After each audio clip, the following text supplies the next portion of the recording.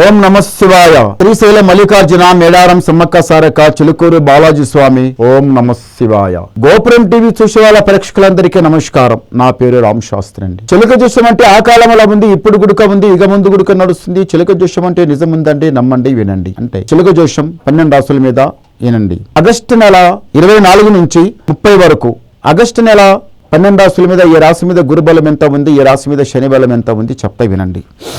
చిలకమ్మ సింహరాశి వాళ్ళ జ్యోతిషం, సింహరాశి వాళ్ళ భవిష్యవాణి, సింహరాశి వాళ్ళ గణితవాణి. చిలకమ్మ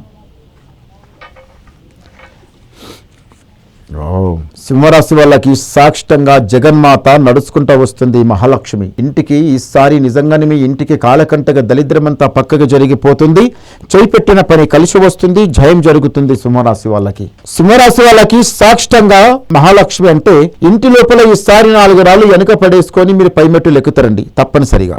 ఇంటి లోపల ఇల్లు కట్టాలనుకున్నా, లేకపోతే మీరు ఇంటి లోపల పెళ్లి చేయాలనుకున్నా, లేకపోతే ఇంటి లోపల కారోబారు ఏదన్నా పని చేసి పైమెట్టు లెక్కాలనుకున్నా, ఇంటి లోపల చిన్న పెద్ద అందరం మన ఇంటి లోపల అందరూ ఒక ఐకమత్యంగా నడవాలనుకున్న వాళ్ళు తప్పనిసరిగా ఒక ఐకమత్యంగా నడుస్తారు, పైమెట్టు ఎక్కుతారు, రాజా బతుకుతారు. సాక్షితంగా శివయ్య అంటే చూడండి, శివయ్యకు నమ్మిన వానికి గండాలు గణంత్రాలు ఉండవు, అస్సలు దరిద్రం ఉండదు, చాలా మంచి జరుగుతుంది. ఏ పని చేసినా లాభం ఉంటుంది, ఏ పని చేసినా మంచి జరుగుతుంది. ఆ శివయ్య దర్శనం చేసుకోరండి.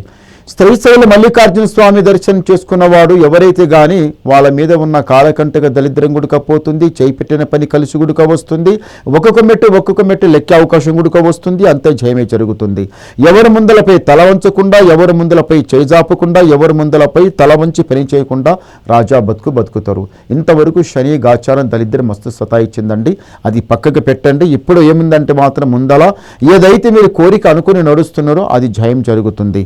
ఎప్పటి నుంచి మీకు మంచిగా ఉందంటే, ఇప్పుడు ఈ శ్రావణ మాసం వెళ్ళిపోయి కార్తీక మాసంలో చాలా మంచిగా ఉంటుంది. కార్తీక మాసంలో లాభం ఉంటుంది, నష్టం వెళ్ళిపోతుంది, కష్టాలు నష్టాలు అంత పక్కకి జరిగిపోతే రాజా బతికే టైం వచ్చింది.